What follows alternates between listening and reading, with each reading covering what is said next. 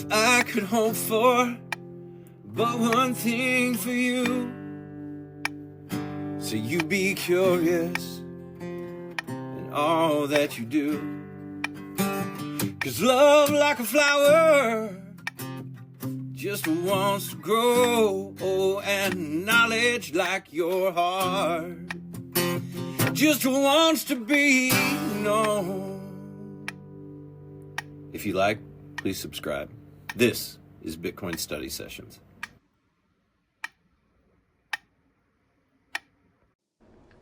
What is the importance of history in creating a network state, and what is the importance of Bitcoin in creating history? So today, Lucas and I are continuing our conversation of Balaji Srinivasan's The Network State, How to Start a New Country.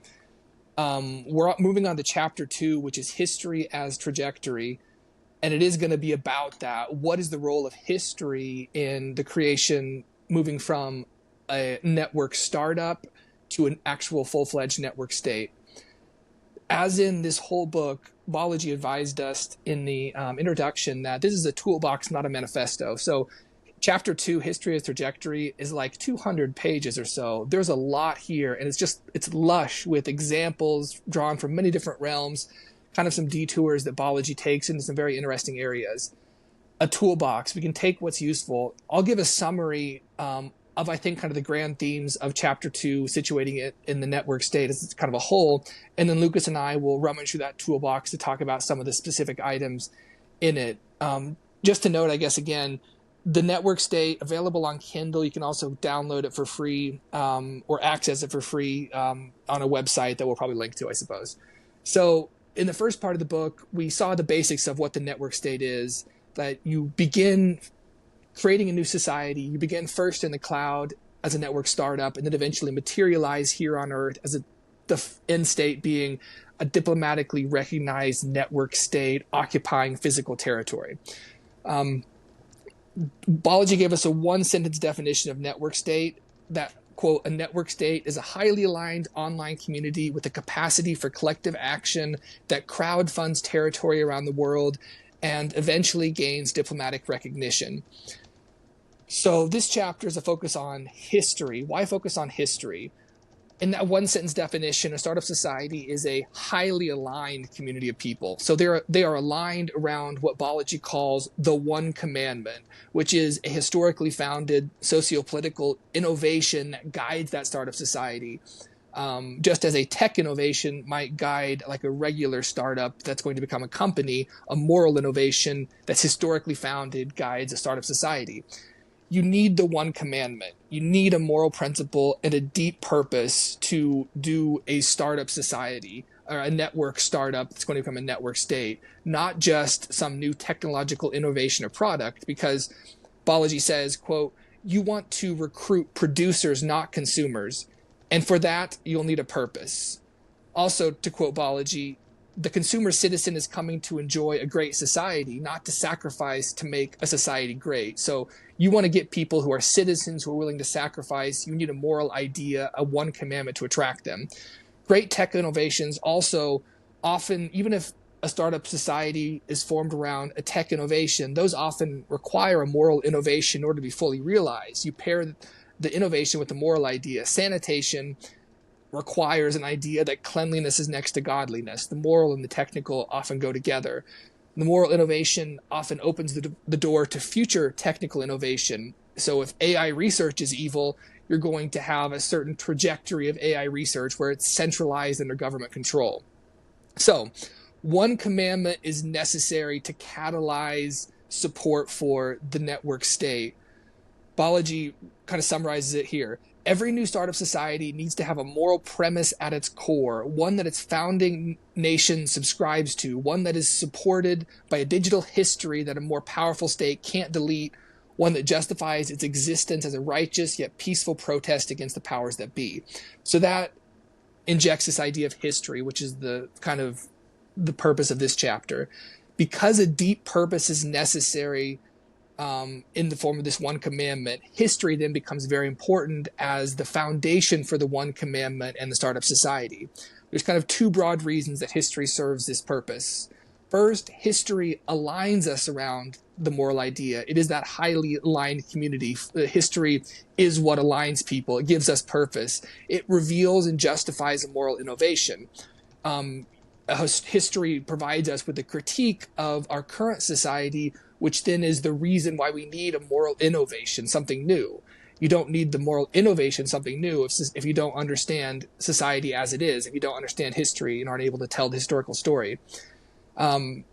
Biology refers to it also as applied history, history that's actually used to determine morality and justify regulating or not regulating something. So it is history that wins arguments. We see it employed in that way all the time. It's history that tells us compelling stories. Some of the best movies are based on historical analogies or metaphors. History is also written by the victors and is the story of who is in charge, by who is in charge, that kind of justifies why they are in charge. So that's the first reason history aligns us around this moral idea and helps us justify it. Second, history has the more concrete purpose of helping us build. We draw from the past to find alternative social arrangements. Building a society requires knowledge of how societies have been built in the past. To build Apple the company, you require some knowledge, historical knowledge of past companies. Building Apple the startup society requires some knowledge of past societies. So history is very important for biology because it is a necessary tool for a startup society founder, the one who's going to create this thing, because they need to have a community of highly aligned individuals around a moral critique of the current society and then build a society around that. To quote biology, you now see why history is useful. A founder of a mere startup company can arguably scrape by without it, tacitly outsourcing the study of history to those who shape society's laws and morality. But a president of a startup society cannot, because a new society involves moral, social, and legal innovation relative to the old one, and that requires a knowledge of history. Without history, then you cannot have moral innovation. Without the moral innovation, you don't have community, which is necessary for a startup society as opposed to just a technical startup. If you don't have a community around a moral innovation, biology says you kind of have a Starbucks lounge, a soulless nullity with no direction save consumerism. So we focus on history as well because biology points this out in detail. We have seen how journalism, the first draft of history, has been corrupted recently, but also corrupted in the past. And that's actually corrupted in the sense of telling us false things to justify the doing of things to us or by us. Biology compresses this in a phrase: if the news is fake, imagine history. So if the news now is politicized and often outright incorrect, and the news is the first draft of history and is kind of composing our past history, then how we see history is easily compromised by the incorrect flow of info right now.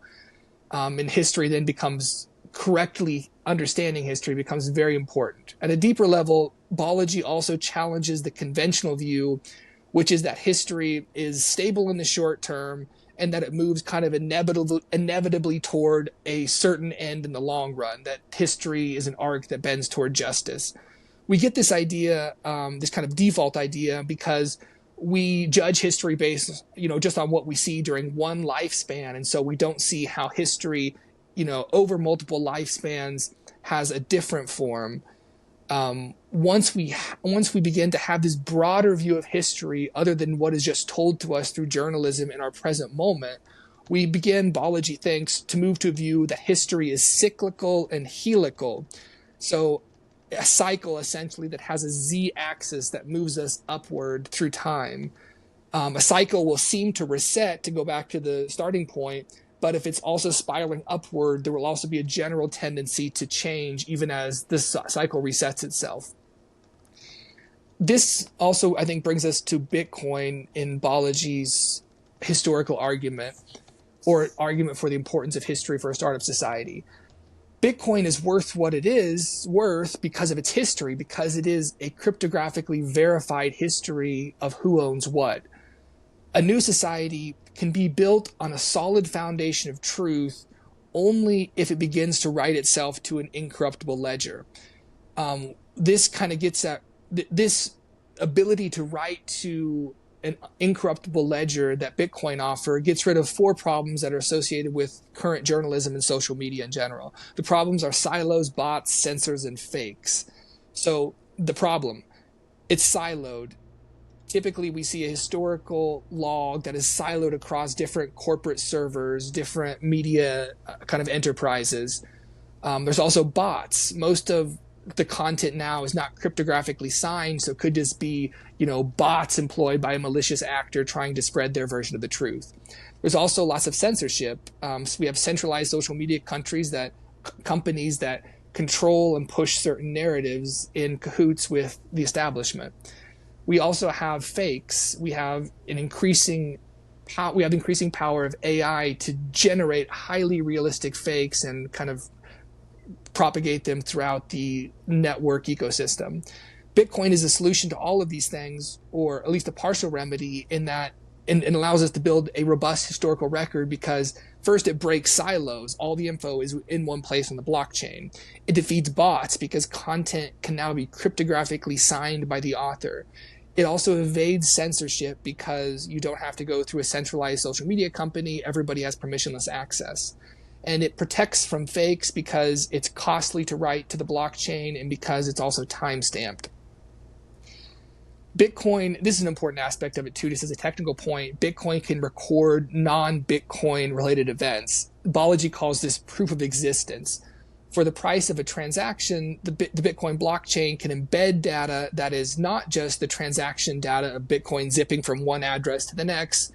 You can also embed other data and therefore cryptographically verify the record of any historical event. So two examples to kind of make this more concrete, the way that Bitcoin can cryptographically verify history. First, you can imagine there's these famous photos from the Soviet Union where you'll have like Lenin or Stalin standing next to a group of people, and then you'll see a later version of that photo and some of the people are missing from it. They've been airbrushed. They've been literally purged and removed from history. But if that photo at the moment of creation had been embedded on the blockchain, then you would see that later iterations would have a more temporally advanced timestamp, a different time on them. And so you could see that at least one occurred before the other one.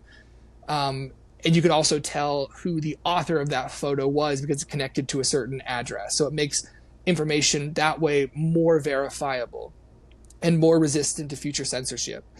Second, the blockchain is just itself a history of the entire economy, at least all the transactions on chain.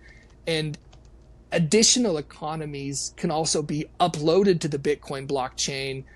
Because that additional data can be embedded, you could actually update all of Ethereum to the Bitcoin blockchain every 10 minutes, or you could update your own society's internal governance-related blockchain to the Bitcoin blockchain to have that canonical version of events.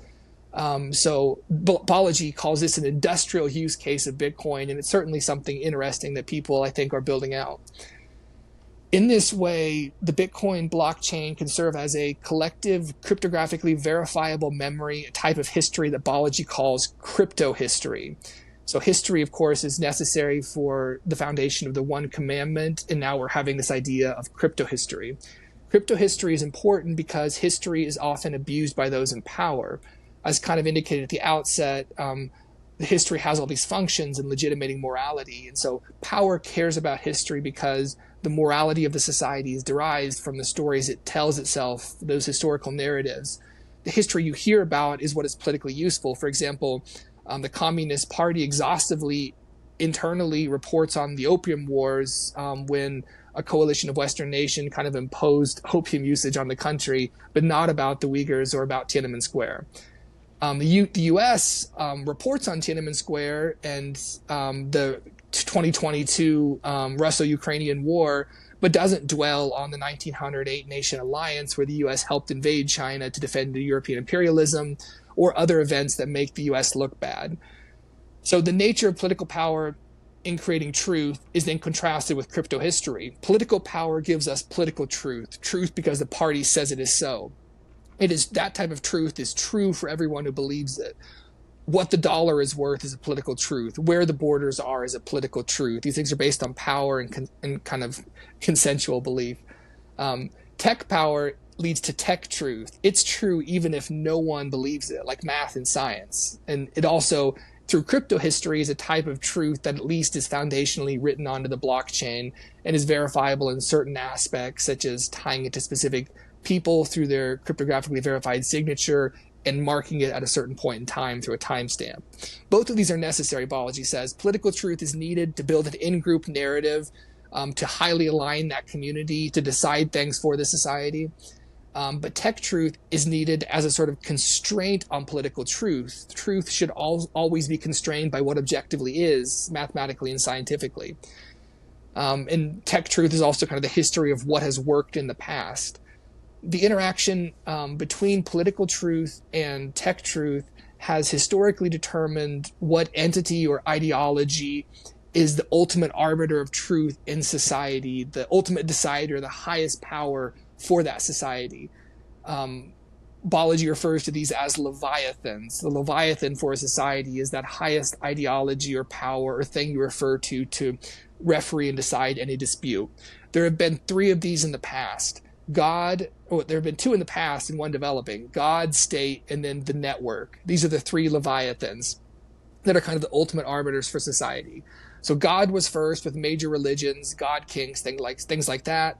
Then the state, what kind of came into power as Leviathan. The role of God diminished in importance, and we had ideologies that operated intellectually without an appeal to God, things like democratic capitalism, Nazism, and communism.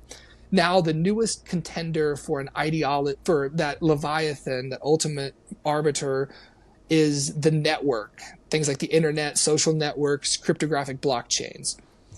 Another way to describe these, just give you some mental traction on them, perhaps Balaji describes in this way, is in the when God is the Leviathan, people don't steal because God would condemn them. When the state is the Leviathan, people wouldn't steal because the state would punish them. When the network is the Leviathan, people don't steal because the network won't let you. AI will detect you, the social network will mob you, or cryptography will outright prevent you. So the people that appeal to these different Leviathans as the ultimate arbiter also have different views of the world, different values. Within the US, these divisions have cut across kind of the typical ideological divisions. Balaji really does provide an excellent and thorough and extensive taxonomy of different types of an ideological accounting of different types, along with the fascinating discussion of how wokeness fits into that as a doctrine. But it really, I think, boils down essentially to this. There are left statists and what we could call left networkists, like left libertarians, people on the left, but who bifurcate, either supporting the state or supporting the network. Same thing for the right statists and right networkists. A left networkist might be somebody like a deplatformed sex worker, someone who's engaged in risky public activism and so sees the importance of decentralized systems. Anarchists and journalists who are kind of critique power but are consistent in that critique of power regardless of who is in power, people like Glenn Greenwald. The left libertarians, left networkists tend to have a value outside of the state, whereas the left statists tend to worship the state itself.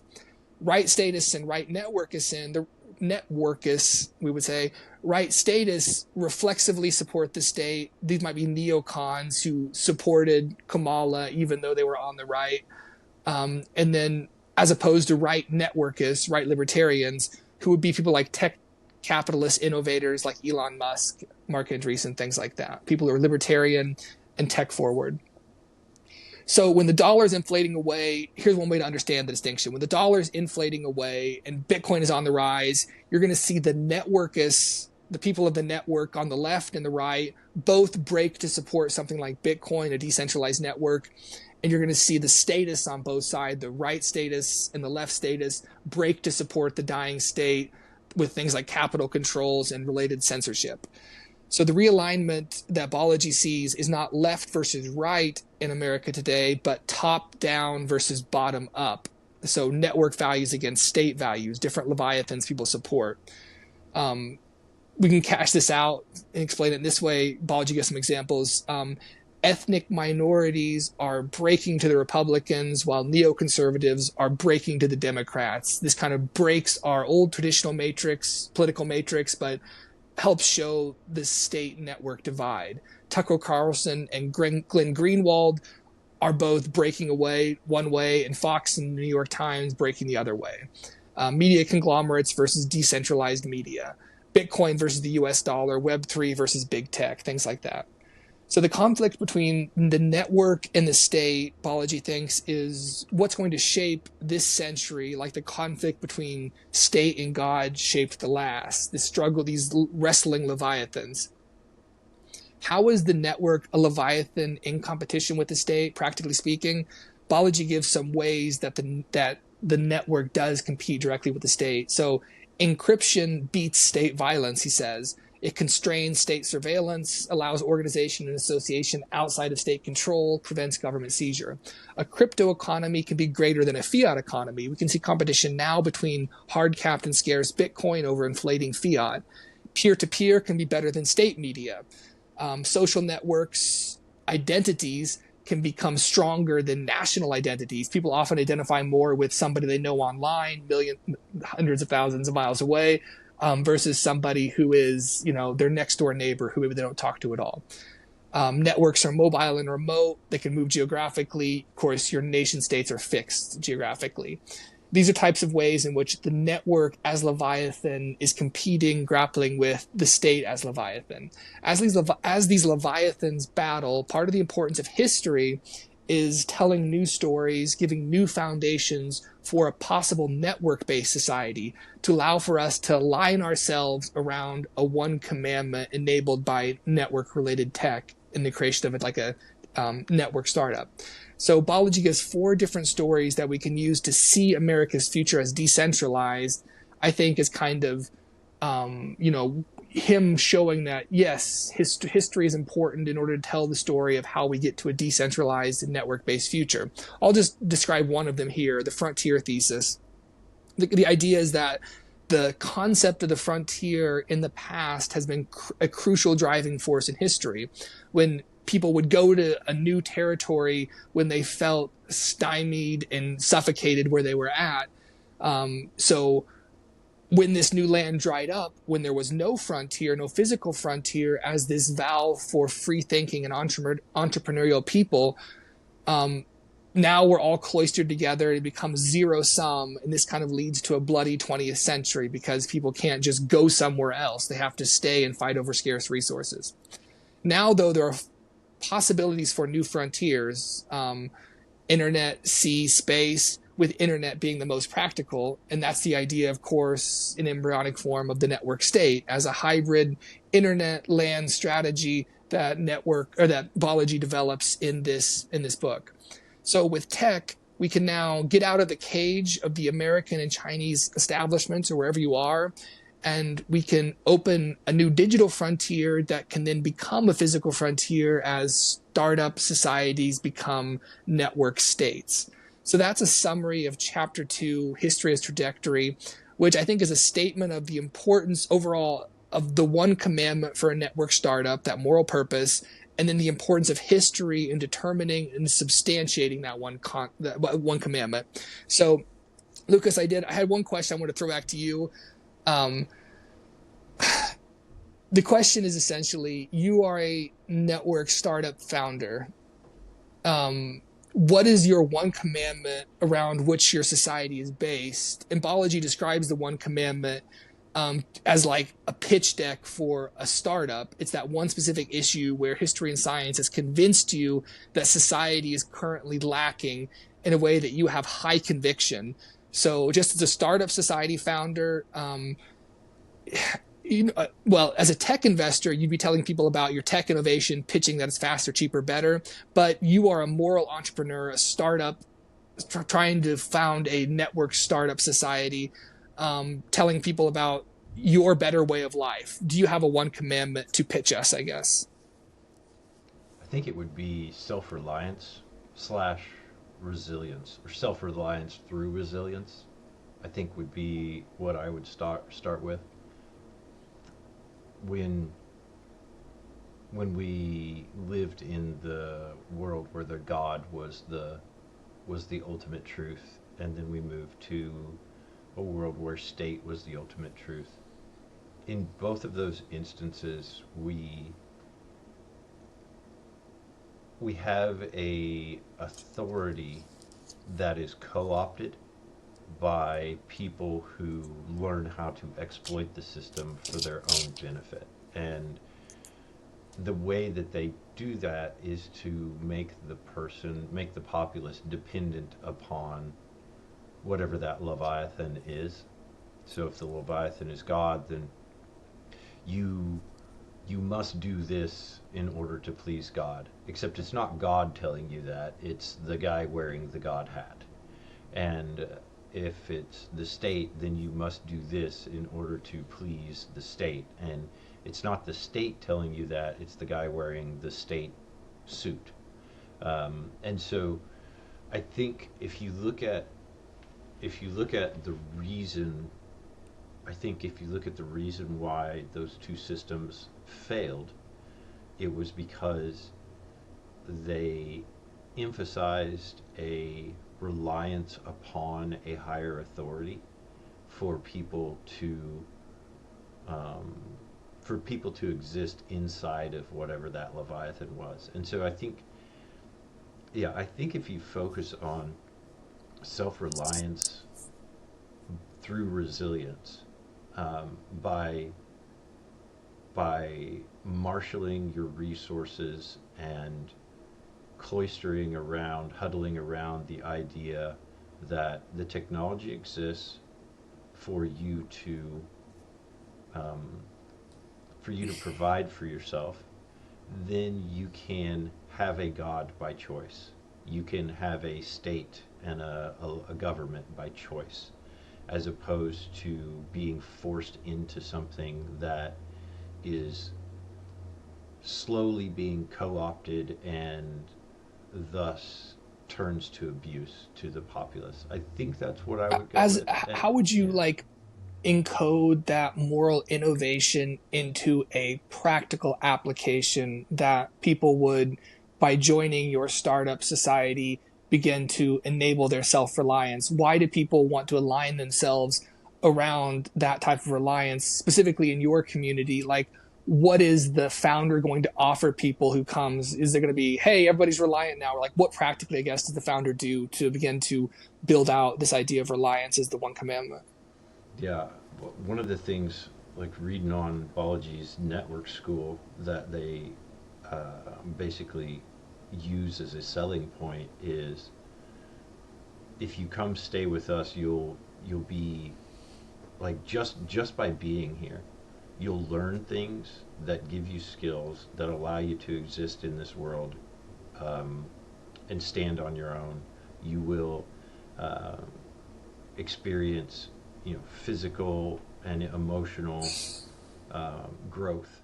Yeah, and so I guess just some foundation. The network school is Balaji's practical application of the network state that he's actually doing right now.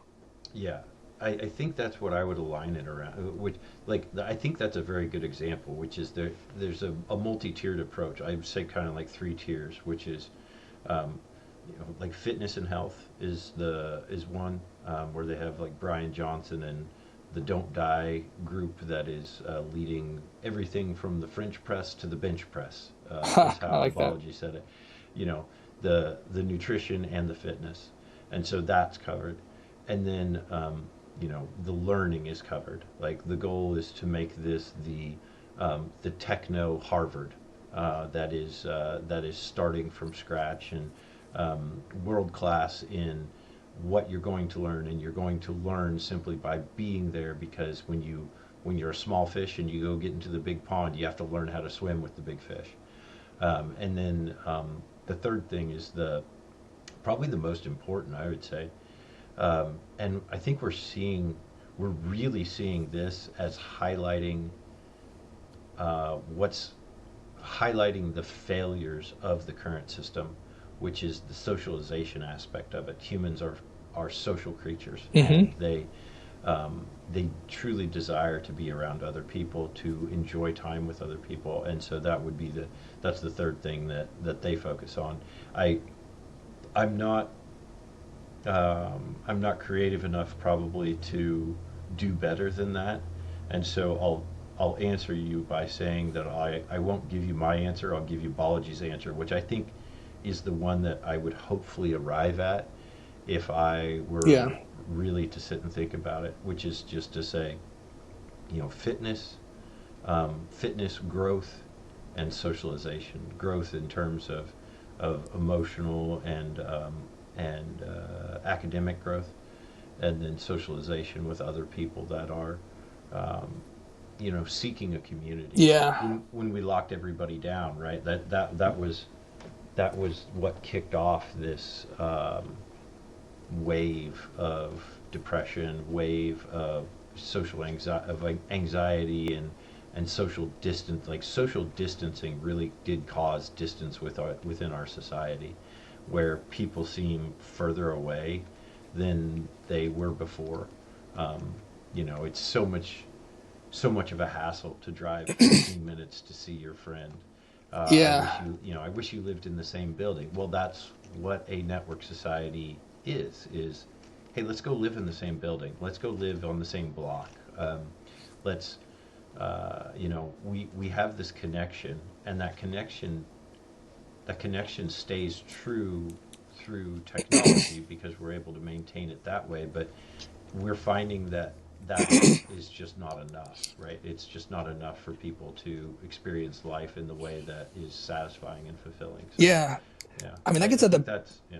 no, Yeah. but like the base What do you impulse is like we've always had that impulse, all of us, I think, is wouldn't it be cool to have a compound with our best friends and only our best friends, and that's who we'll live by, to consciously cultivate a community?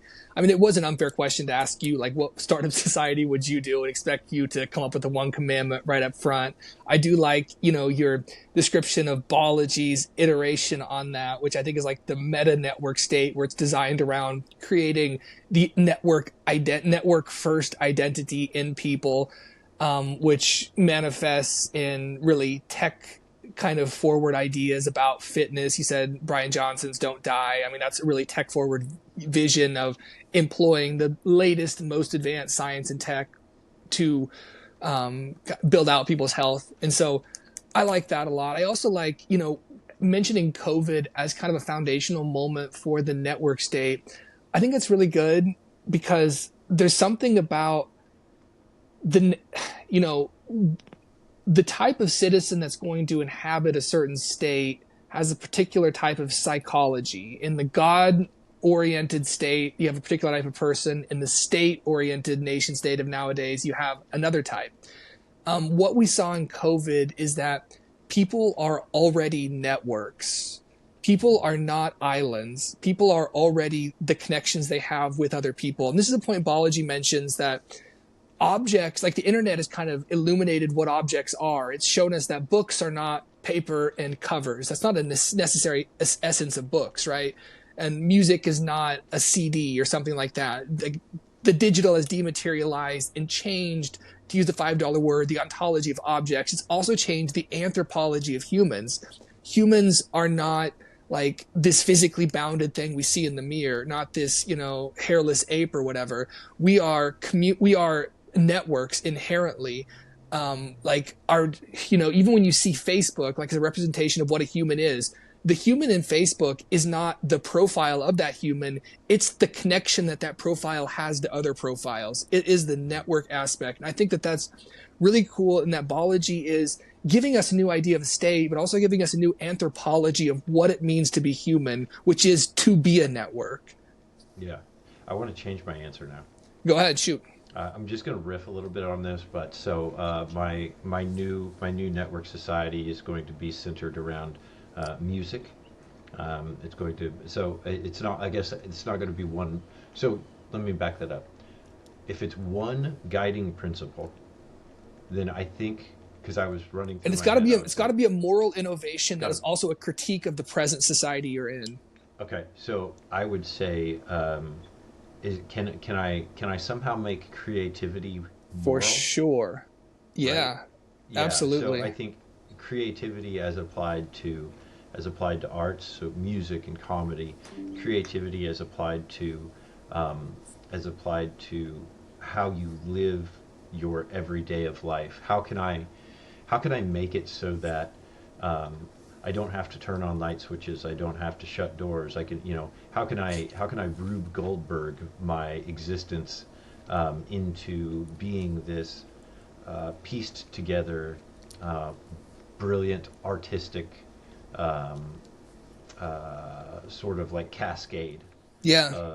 of, of thoughts and ideas. So yeah, I'm gonna organize mine around creativity and around, you know, doing things a different way. So Yeah, and I yeah, think you could historically present a critique of our modern society, and like he kind of does this with the digital Sabbath society, where people agree, yeah, like their one commandment is we're going to have a dedicated digital Sabbath. We're all going to disconnect from the internet, for this, for a day or 2 days or whatever. And I mean, I think that gets you halfway towards a more creative society once people are disconnecting from the consensual hallucination that is, actually projected by God King emperors like Zuckerberg and Musk with now Twitter. I have to blame them for this.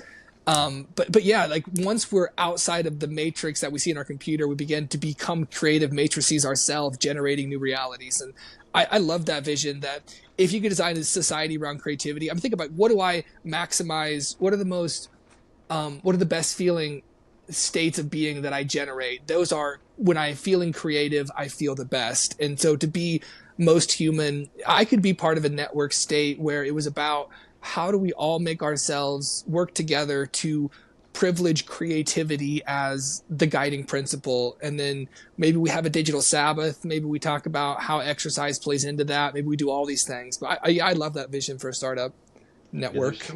There's so much joy to be found in the little things that you can do in your life to make it just a little better for yourself. The kind of like it's so much greater than the joy that you get from binging on a Netflix show and consuming. You know, Balaji makes the point that this needs to be focused around producing and not consuming. And you know, if you think about, you can watch a great movie, you can read a great book, you can do, um, you can go to a restaurant and have a great meal, but that stuff, honestly, it kind of pales in comparison to finding a way to, I don't know, to rearrange your closet so that it's more conducive to how you live your life. Yeah. You know, I'm gonna order things so that I always know where everything is at, so that I'm able to grab this out and I only need this one thing. I don't have to waste this brain bandwidth on everything else that's in my field of vision, so that like you can see behind me, there's a mess because I'm at my brother's place in Sacramento and I've been traveling, and so I've got all my stuff that's just kind of like laying on the floor, and that's not how I feel very out of my element because my I have this driving desire to have things in the right place, and to have the night before to pull out the clothes for the next day, so that you're not thinking about um, what do I have to wear, where is it, Yeah. does this match this, and stuff like that. So I think that I think that the creativity creativity I think really does trend towards reversing entropy, and creative chaos typically seems to result in creative order, and so I think that would be my driving. Do you have a driving principle, a moral guide that you would use to base your newly formed, grant mustached, bespeckled society? Yeah. Um,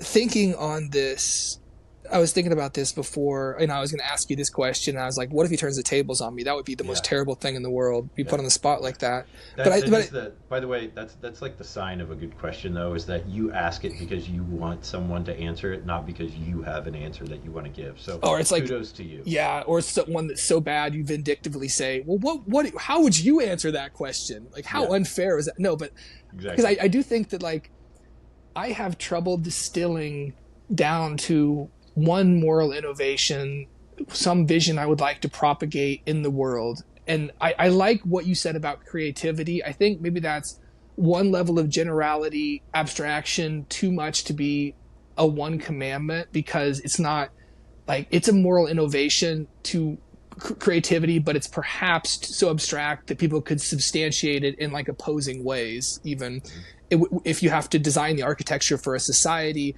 you don't want that dissension. You want your moral commandment to be clean enough, I think, where you join it, you know what you're getting. So I like that idea of creativity, and thinking on like what type of network startup would I join that would take that from a level of abstraction down into a level of practical application. And I mentioned the digital Sabbath. I do like that because I've thought about, disconnecting specific days in the week. And the reason it's tough to do that is because of the lack of coordination with other people not disconnecting and then expecting to be in contact. Your mom gets worried about you because you're not answering text messages. Your work has got a question. All of these things that through coordination, you solve those. I don't know that would be what is the moral innovation I would specifically want to propagate. But it's also some sort of like some sort of like agreed upon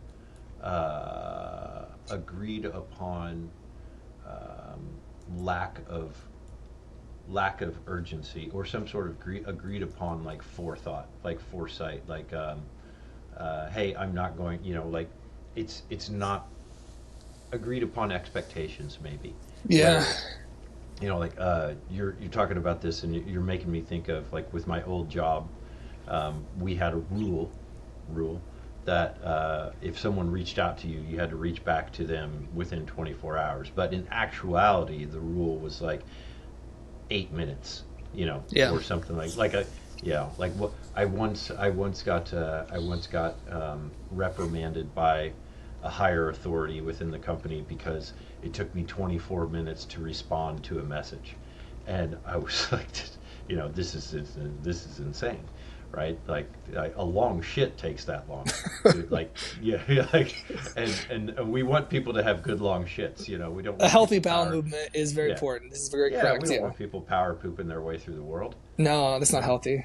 So I cut you off, but keep going. If you can pick up the train of thought where I decided to derail you. What I'm trying to wind myself towards is like a tension I feel in myself, and I raised this last time, between the idea of a nation state that arises organically and an identity you don't choose, with the idea and the importance of unchosen identities for generating real moral obligation, and the idea of a network state which is very chosen, intentionally created, non-organic in that sense. I think Balaji, he's conscious to that. That's why he has this chapter about history. It's very important to create some organic extension from the past to your startup, right? You need to have that historical thread that ties everything together and prevents it from being just this new, like, hey, I got an idea. Why don't we do it this way? It's like, no, this idea has arisen because current historical conditions are so bad for these reasons. This is the society we live in. Here's the historical antecedents of that. It's an organic story that then even maybe gets you to join the startup because you feel impelled to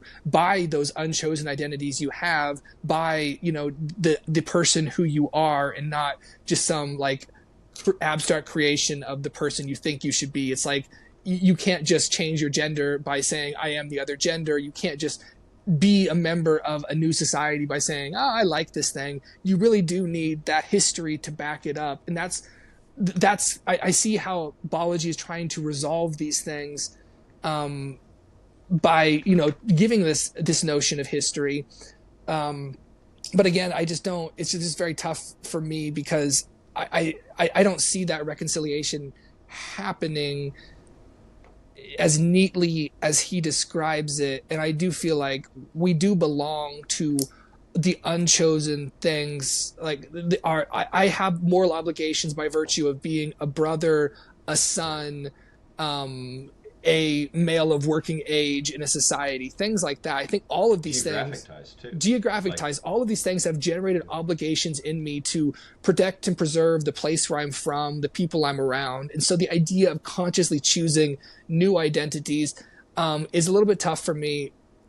But again, I think Balaji's right, because I do think the correct way to construct a network startup is to have a deep connection with history, so that it's a logical extension of who you are, and not some gulf, some declaration of I am a new type of person without historical antecedent. Does that make sense? Is kind of like trying to illustrate my tension about like why this consciously created network society is difficult for me when I feel myself to be an unconsciously created human being. yeah, I think that, so when you're talking, I was thinking, if you're posed with the question, who would you be if you could be anyone? The obvious answer, I think, is I would be awesome. Like, Yeah. I would just be awesome. But what is awesome? Well, if for you to define awesome, you kind of have to go to history. You have to go to, well, who are my heroes, and who are the people that have lived a life that I think is awesome. I think it's awesome for somebody to be able to pick up a guitar and make someone cry, or make someone laugh, or make someone smile, with whatever ability that they're able to put into that and let it flow. I think it's awesome to see someone walk forward with a smile to greet their wife, their children, their family, their friends, and to be completely untethered to any sort of obligation, but to do it out of excitement and joy. Um, I think that it's awesome for someone to be able to uh, be generous, with other people, and generous with their time, generous with their resources. Yeah. That to me is awesome.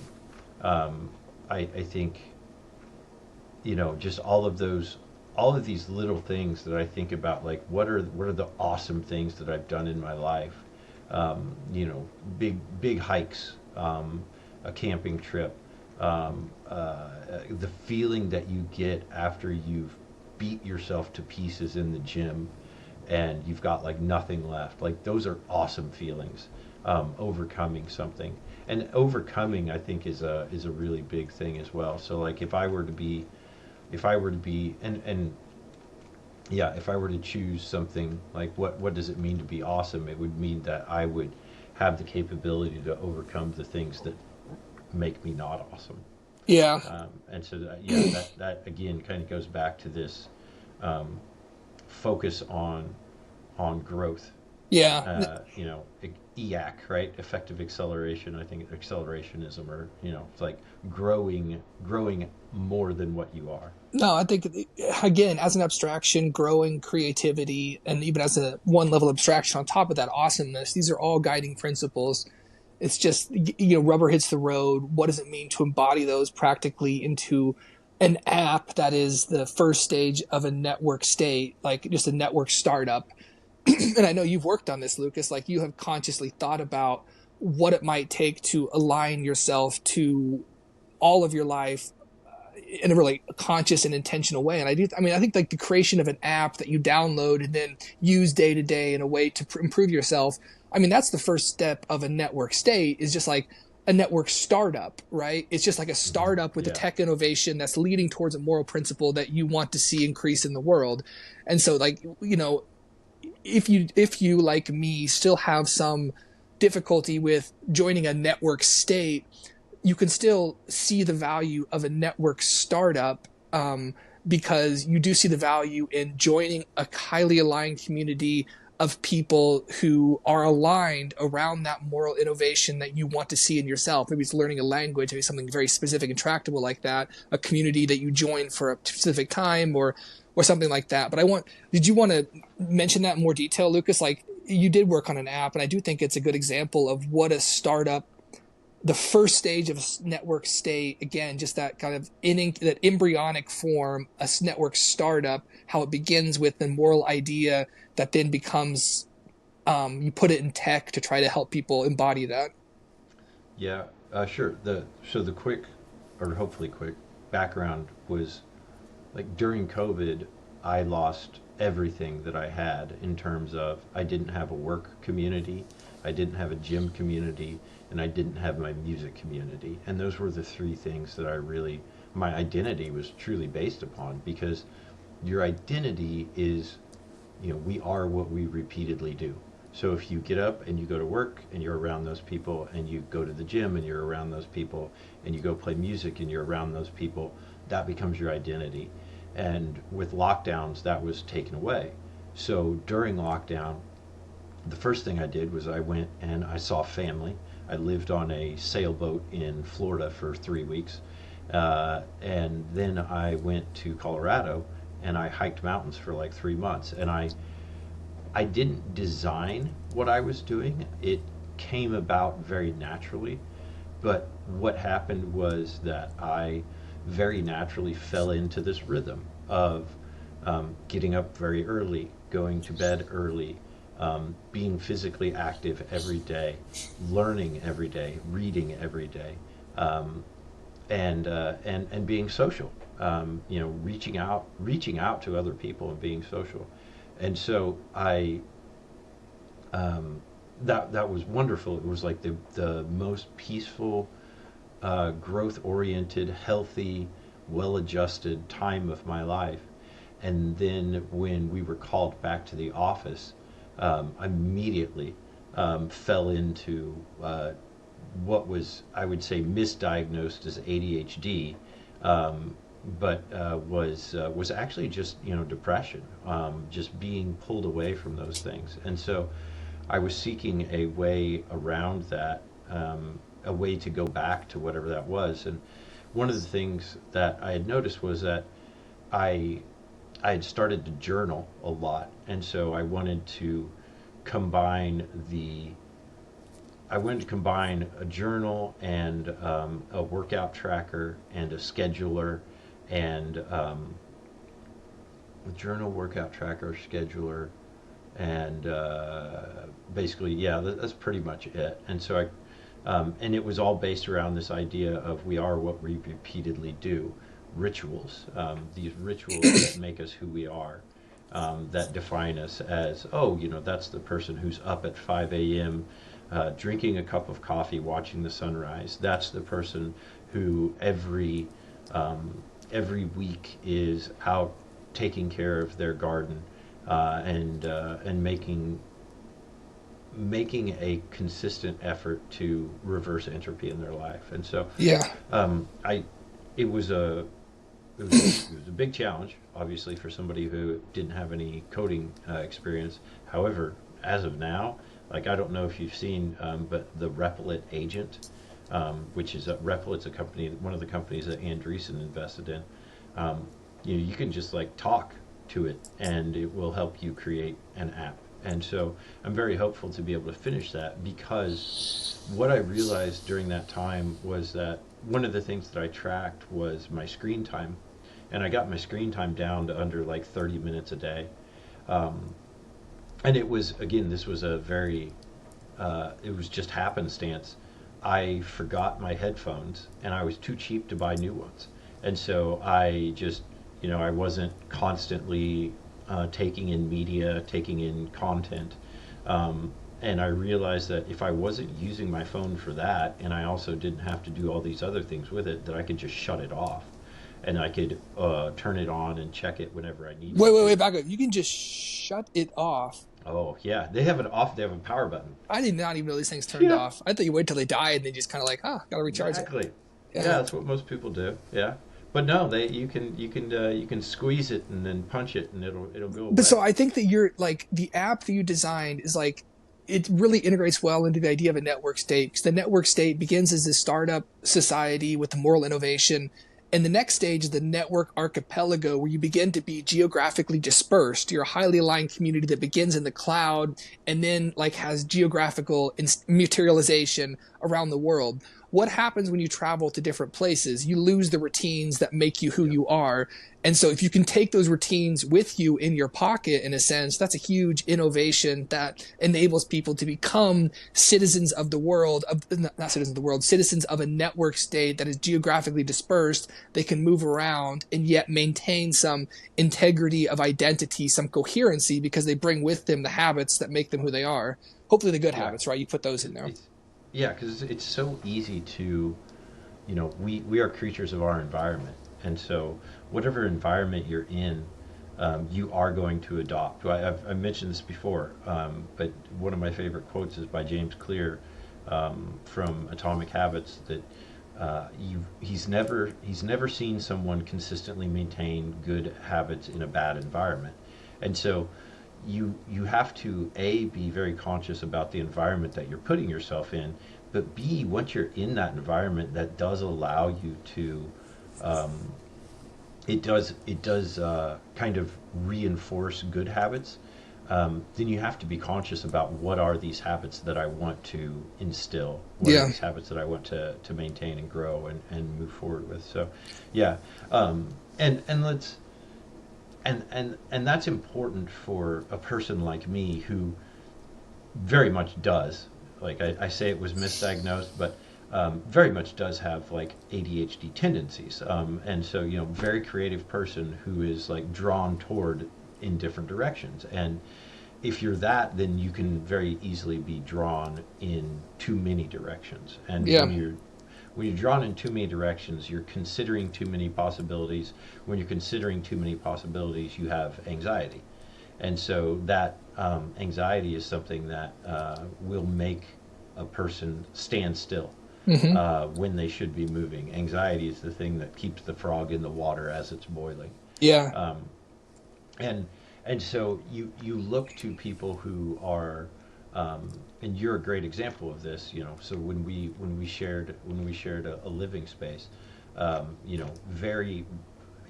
You don't want to say regimented, because regimented makes it sound as though it's not enjoyable. Regimented makes it sound as though it's enforced, but very just true to what you're going to do. These are the things that I'm going to do. I'm going to do them with gusto and joy. I'm going to do them before I do the other things that are calling for my attention, because I know that these are the things that are the building blocks of my resiliency, my ability to withstand change. So you kind of have to force some sort of, or put in play some sort of ritualized approach in order to give yourself the resiliency to withstand change. You have to do the same thing over in order to resist entropy. Yeah. And give yourself openings for that. No, I think this is a really relevant conversation to the network state, in that, like, when you begin to think about what it means to be a citizen of a state that you're consciously choosing, and that state is designed around a moral innovation, you have to ask, who am I? What are my flaws? Who do I want to be? Who is my ideal self? You called that awesomeness, just like that ideal version of myself that it could be if I was fully deployed along every front. Another aspect of this chapter I wanted to get your take on. So, Bitcoin is what brought us into this book, and it is a worthy study to expand one's consideration of what Bitcoin can do to the idea of the nation state, of statehood. What do you think of this idea of Bitcoin as a truth chain, as this thing that is the cryptographically verifiable ledger for the cryptographically verifiable history for a specific network state, where you update it onto the ledger? That's the version of history that's canonical, except for to the extent that, you don't facially accept everything just because it's on the blockchain, but you then, when it's on the blockchain, are able to evaluate primacy in time and see who it's from, who it's cryptographically signed by, other things that give you an ability to begin to excavate the truth of a notion. So, do you think that there's some, substance to this, that Bitcoin will serve as a necessary aspect of this idea of a network state. Yeah, I do think it's important to clarify that, um, there's the Bitcoin, not blockchain. There's the blockchain, not Bitcoin people. But this is more of the only way that this idea really has validity is the proof of work part of the blockchain, of Bitcoin, because what we're saying is that it's not necessarily true if it's on the Bitcoin blockchain, if you decide that it's worth the cost of a transaction in order to put something on there, to put the photo on there, to put the news story on there, to put something on there. It's not necessarily true. However, because there is a cost to it, then we like, why do you lie? Like, you lie because you think you can get away with it. If there was a cost to lying, if you knew the cost of sullying your soul, of the future repercussions of not telling the truth, you probably wouldn't do it. If you could feel at that moment what it was going to feel like to be exposed, then you probably wouldn't do it. And so that's kind of what the cost of putting something on a proof of work blockchain resembles. So I really was excited about rereading this part because I didn't really get it the first time that I read this, about a year and a half ago. But Bitcoin's blockchain is a technology for robust macro history. And so what we're talking about here is that Bitcoin is the best source of truth that we have. And it's the best source of truth because it, to our knowledge, cannot be altered without a very large cost. And there exists in people a desire to not lose, to not lose in order to maintain a lie. Like, again, you wouldn't lie, you wouldn't do something untrustworthy if you were faced with the cost of what that lie would ultimately impart upon you. And so what the proof of work aspect of the Bitcoin blockchain allows us here is a unimpeachable true, or at least costly history. And so if we have a costly history, if we have something that closely resembles truth, or is at least not untrue, then we are able to have a much more clear picture of what our past is. And that's going through this chapter at the same time that the Department of Government Efficiency is posting all of these things that they have found, all of these payments to 9 out of 10 media outlets in in Ukraine were funded by USAID. So do we really think that we were getting accurate news out of USAID, or do we think that or out of Ukraine, or do we think that is it more likely that we were getting news that aligned with whoever ultimately was writing the check? And not ultimately giving the money. The taxpayers were ultimately writing the check. But if you can... I don't think the taxpayers are writing the check. Future generations are writing the check. They don't tax us, right? They inflate.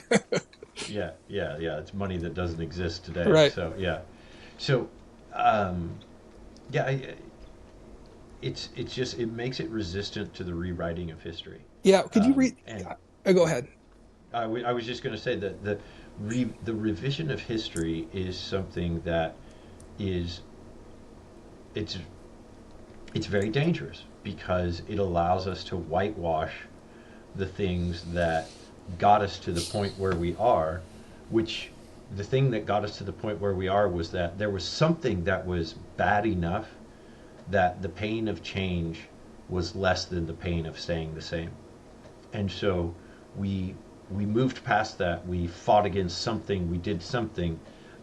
But when we rewrite this history to leave out all of the bad things, then we just move closer and closer and closer to going back to whatever it was that we were trying to get away from. He makes the point that there really isn't a whole lot of difference when you zoom out and look at it as the institutionalized power of the state of the USSR and how it was justified by its own history, in the same way that the institutionalized power of the United States has been justified by its own history. Yeah. And its own history is not accurate history. Its own history is carefully curated, carefully chosen history. Yeah. So, yeah, what were you going to say? I wanted to expand on one of the notions you mentioned at the outset. So you said macro history, and you had a quote about Bitcoin helping to constitute macro history. Can you read that again? Do you have that ready? I wanted to expand on that specifically, if you have that verbiage. You're talking about the Bitcoin block. Bitcoin's blockchain is a technology for robust macro history. Yes. Is that what you're talking about? So that's the title of the subsection there. Yep. And so this idea of macro history, Balaji has a section called micro history versus macro history. Micro history is history on a small enough scale with few enough variables that it becomes a reproducible system where you could go back, see what went wrong, run new versions of that, and improve upon it. Like an example might be, he gives an example like at the most basic, a chess game is a reproducible thing because you can go back a certain number of moves and then run the game again to see how it would have played out differently. Macro history, this now becomes a thing where there are too many variables. It's not reproducible. Bitcoin, then, how that makes for a robust macro history is the more and more information you begin to accumulate between people and make into a solid, robust history. Once all transactions are on chain, once subchains are, you have like a subchain that records everybody's data regarding like continuous glucose monitoring under different conditions, so the reactions to sugar. Once that's all part of, you bootstrap that onto the blockchain by updating a subchain onto that, you create this, then Balaji thinks, a fuller version of history based on like really minute data about people and how they're reacting to things. So if you begin to build a macro history based on this micro history through this robust accumulation of cryptographically verifiable data, and, then macro history becomes something where maybe it's not a fully reproducible system, but you begin to see more patterns and begin better able to act on your historical predictions because you have a more robust data set to build your predictions upon. And Bitcoin can help us do that again because we can begin to collect a bunch of data and then have some way at least to ensure that it's the canonical version of it because it's time stamped and on the blockchain. Yeah. I just want to note that. And I don't even know. It's interesting that micro history versus macro history. Balaji does seem, it's a question I kind of have for you. Is history predictable? Can we ever get to like a law-like statement of past events such that we can predict the future? I don't think Balaji thinks that it's perfectly predictable. There's too many variables, but he does again think that history has this cyclical and helical structure where you can see past the cyclical nature of history. He discusses the fourth turning in that vein, that history, he gives different versions of the cyclical nature of history. There's that kind of basic statement that many of us have heard, that strong men create good times, strong men create good times create weak men create hard times create strong men. And so that's a cyclical version of history. You can then begin to predict how things are going to be in the future because you can see where you are at within that cyclical history. So I think Balaji does think that history enables us to make predictions about the future, but not as a exact science, I would say. I don't think he's saying that, but his notion of macro history kind of begins to blend the two. But I don't know. History, what do they say? History does not repeat, but it rhymes. There we go. That's a good way to put it. And so when you think about that cyclical helical structure, so we're, think of the threads of a screw as they Yeah. go up, you know, there is a point where when you're on this part of it, you're also aligned with this part up here. And by So the the bottom way, is aligned with the top.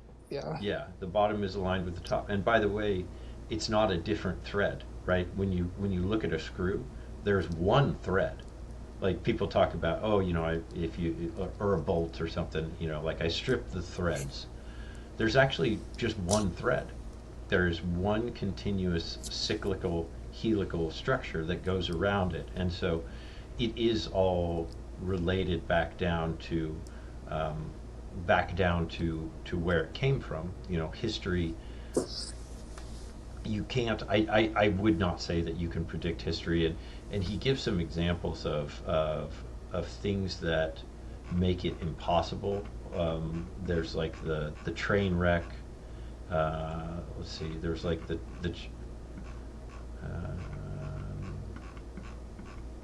yeah. So so you've got this leads a different set of tech folks analyzing history from different lenses.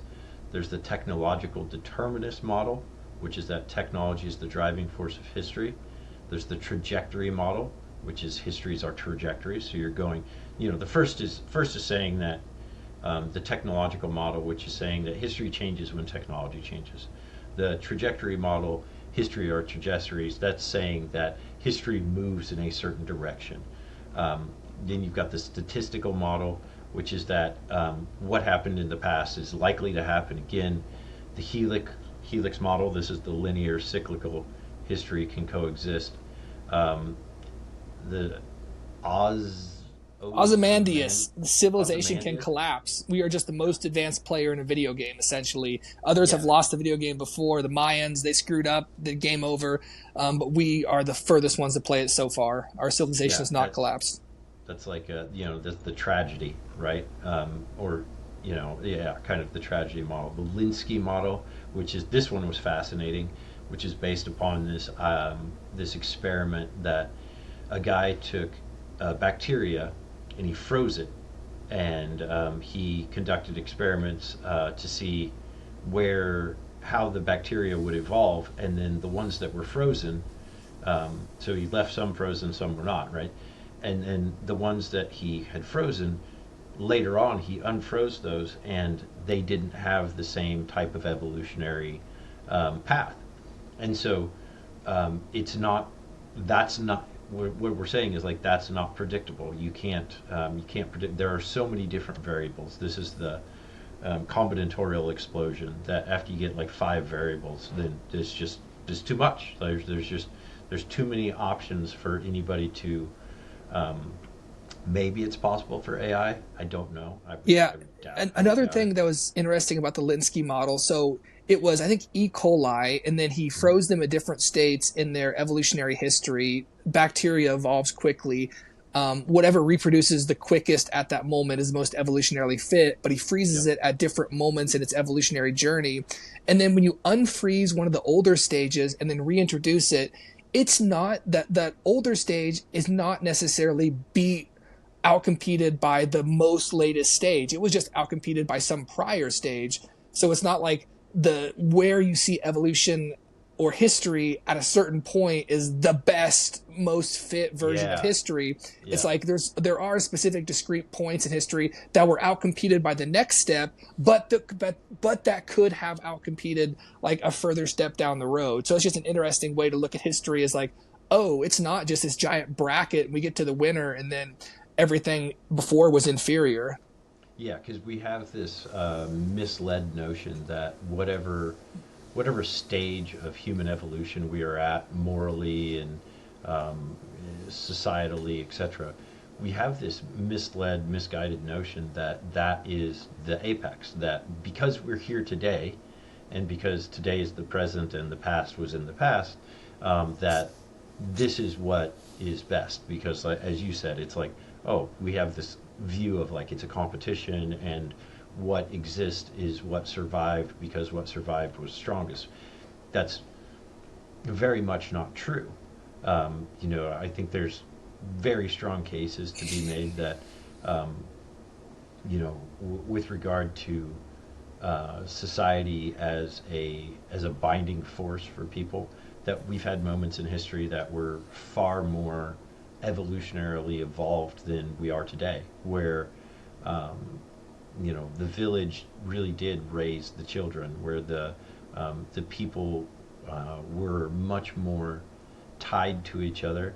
And again, this is part of modern society, is that you can live in an apartment and never have to leave. Like you don't need to go anywhere. You can have everything brought to you. You can have your food brought to you. You can have your entertainment beamed to you. You can get on your phone and beep bop bip and get some companionship if you want. So you don't have to depend on the rest of society to be part of your existence, and that has led us to a moral decay that has to be recognized in order to want to change. And like, people are suffering under the moral decay that we are living in right now, and they're suffering because it's not satisfying, it's not helping them. And network states are a outcry of that system. Network states are a flag being waved saying the pain of staying the same is greater than the pain of change. And so we are moving in a different direction because the one that we are currently living in is not serving us. So Yeah. that was really fascinating. The last two on these were the Linsky model, or sorry, the train crash model. Is that those who don't know history are doomed to repeat it. It's like, yeah, if you don't pay attention to how other people failed before, you're probably going to fail again just like them, because they weren't planning to fail. Like, you have to realize that. Like, they were probably doing the thing that seemed logical at the time, just like you're doing the thing that seems logical at the time. And then the last is the idea maze model, which is that those who overfit to history will never invent the future. So basically, it's just, if you only rely upon the past, then you'll never move forward. And so, yeah, really fascinating. Oh, actually, there's another one. There's a whole bunch. Wright Fisher model. Yeah, History is and what survives now. That's the one that we were talking about, the Wright Fisher model, which is to say that we live at the apex of morality just because we are alive. yeah, and so Computation. God, right. there's too many. I'm No, gonna stop. so more important than like defining all the specific historical lenses one could use to interpret the past. Biology, again, a lot of times what he does is he gives a taxonomy of all the ways that one could do a thing. He outlines a conceptual space of, here are the different things. So in the manner of a toolbox, you can find these different historical lenses, pull one out, use it to analyze a current government agency, say the FDA, and then come to the conclusion that the way that we're regulating currently novel drugs is very harmful. And then you can use that historical story to create a startup society where you say, our moral innovation is we are going to allow people to use drugs that they think are good for their health, and people can, go in eyes wide open about the dangers of that. That's fine. And if you've had that historical story to talk about the failures of the FDA using one of those lenses, then that helps people to align themselves to your community, because they see how, yeah, things are pretty, as you said, Lucas, moral decay, that's a common phenomena we think about, or a common kind of way we have to put that notion into words, that things aren't as good as they could be, and they're in fact getting worse. And here's the history behind that. Here's what we should change to make it better. Yeah. One question that I think, because as we've been going through this series, and probably before this, one of the things that I think we find as a difference in our approaches is that I think I am very convinced that you do have to leave behind and build something new, and you've sort of elucidated that, I have ties to these things. I want these things to exist. I want them to maintain. I want them to persevere. Um, so I think we're living through right now um, what appears to not just be local, but truly kind of like a global, although not entirely global, in certain, Argentina and the United States, and there's certain places in the world right now that are really making an effort to change direction, and in doing so, we are. I think you have a lot of people that are expressing hope, and a lot of people that are expressing um, an approval of the new direction. And so, my my question to you then would be, when you do look at the global landscape, um, to whatever extent that you do, where do you find yourself landing in terms of, do I feel that this boat, can we bail the water out fast enough? Can we swim underneath and patch the holes in order to keep it moving, so that it doesn't sink? Or do we simply jump off and grab all of the, take the furniture that's useful, take the pictures, take the whatever fine bottle of wine is left, um, and bring that along with us towards something new. Um, Obviously, we're gonna have a couple more discussions on this, but right now, what are your thoughts as Balaji has presented his thesis here? What are your thoughts to the potential for the current system to maintain a semblance of recognizability into the future? Yeah, and the way you framed this question, I think it's relevant to consider the transition between leviathans from state to network, because regardless of whether we balkanize, break up into a bunch of different network societies that are archipelagos around the world, even if that doesn't happen or happen with any sort of prevalence, we're still going to have the state transition into a network, be inflected more in the direction of networks. And so what that means is kind of to be decided. But I do think that it's going to mean, like right now, the Department of Government Efficiency, or Musk himself at least, has suggested possibly putting some government department on a blockchain, Yeah, to the make budget. transparent and public all the transactions and things that are occurring. So I think that I do feel hopeful, if that's kind of what your question was getting at too, that even the state that we had is, if the Leviathan is the state, it can transition to a having the network be the Leviathan, the arbiter, the guiding principle, as we replace state institutions with networks. And in that way, there's not any one moment where suddenly you're the member of a new network state, and yet you have hollowed out and recreated the state itself into the network by changing the institutions one by one, to be network inflected. So that's kind of the direction I see it going, is that we steadily, strangler vine style, wrap up the old system in a new strangler vine that then leaches functionality out of the old system and migrates that functionality into a new system. So the state is replaced by a series of networks, just because that's what's going to happen. Technological progress is going to show that if you want to have this moral progress of openness and transparency, you're going to need to move to decentralized networks. And so I guess that's where I'm at, where I think the modern state, as we see it, can update itself to state 2.0, which is the network state, without me having to join a network archipelago, network society, where I'm on some physical patch of land, but connected via statehood, network statehood, to somebody else who's currently in Mongolia or whatever. Not that there'd be anything wrong with that; it'd be fun. I just don't think that that's what's going to happen. Yeah, I feel like we're, I don't know. To me, I feel like we're already there. It's just not really recognized. But people, we are in a stage of human history that is very ideological.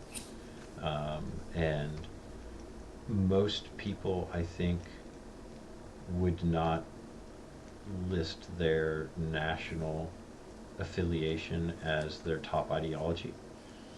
Or even if they would, I think that the way that they live their life would maybe insinuate otherwise. Um, I think I think people align more with, whatever the community. My brother works at a climbing gym.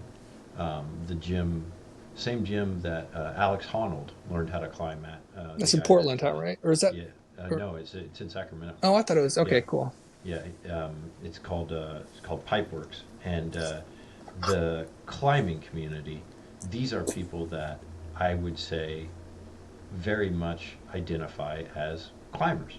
They probably don't identify as Californians. They probably don't identify, I mean, I'm sure they identify as Americans in some way. But, it's what do you spend your time doing?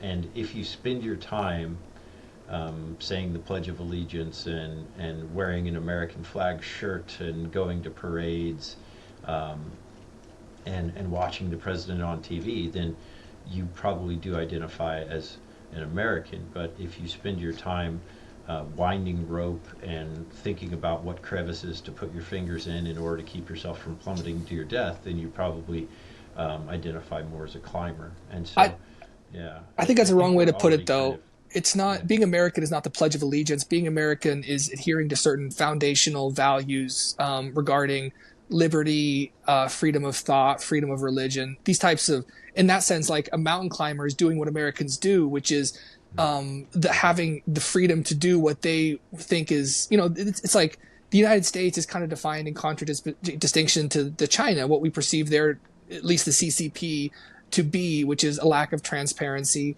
And again, like the US has failed miserably at a lot of this in the very recent future, but that's not to say that you can't be American and fight for what you think the best iteration of those values are. And as we talked about last time with Pine's article, like I think appealing and grafting decentralized systems like Bitcoin onto the US, using transitioning the US to decentralized systems is a way that we then reappeal to those foundational values, rather than just like mechanistically incanting the Pledge of Allegiance, millions of times. well, I do agree that I've brought this up before. The United States is itself a network state. It is itself an Yes, experiment agreed. of, I think you for know, sure. all these different non-connected entities who are united solely by what you said, common values and common virtue, not by a common ethnicity, not by a common race, not by a common god. Um, it truly was, and and I think this is the reason to defend it so fervently and to do everything we can in order to um, revive the original, to adapt the technology of today and apply it to the original virtues um, that the United States was aligned upon, aligned under, because the technologies of today empower those virtues, and they strengthen those virtues, and they give us an opportunity to, I think, really live out the dream of not the founding fathers, but all of the founding people who came together, who were daring and took the risk um, of leaving something that they knew in order to start something new. So yeah, I do agree in that, the United States it really is something special. There's something very special about the United States that has not existed before, and it's questionable whether it would exist again if it was lost, because because the technologies that allow us to empower those virtues can also be used to um, disempower um, disempower any sort of uprising. Like this is the surveillance state of the Chinese Communist Party, and exporting autocracy. That how are you ever going to rise up if literally your thoughts? I mean, and to a great extent, this has happened in the United States too, where I've had such a change of the way that I think about the woke culture, as not an enemy, but as something to really be pitied, because all of these are good people who have no. One of the consistent things I find when you talk to somebody who has every dyed-in-the-wool woke talking point, they, if RFK is mentioned, they're like, oh, I think he's crazy. If Elon's mentioned, oh, I think he's a dick. If Trump is mentioned, then oh, he's a criminal. Like, one of the consistent things that all of these people, I'm not political. I don't really engage in politics. I'm not really involved in it. It's not really my thing. But yet they carry the programming of the higher order of that ideology, and so these are good people. These are people that aren't political, yet they have been programmed, and the mind is not always looking for a way to disprove reality. And so if you are presented with something that appears to be real, then you're probably going to accept that first. And so these, blockchain technology, the surveillance technology that we have, as China exports that to other countries, and to a certain extent the United States, because we're doing a lot of it here too, then it becomes harder and harder to distinguish reality. And that's where we do need something that is inviolable, that is hard to change, much like the Bitcoin blockchain, the proof of work aspect of it, where there's a cost. Because if there's a cost to, like I said, if there's a cost to lying that you have to pay up front, most people aren't going to do it. People lie because they weigh the probability of being caught down the road with the advantage of perpetuating the lie right now, and so there's a recency bias towards that. So Yeah. yeah, Well, that's great. That's all I got. I think your comment there though highlights the whole purpose of this chapter is that history is incredibly important because it shows us how our default programming is not a transparent lens onto the world, but is colored by the stories that we've been told for very particular reasons by people in power to maintain that power.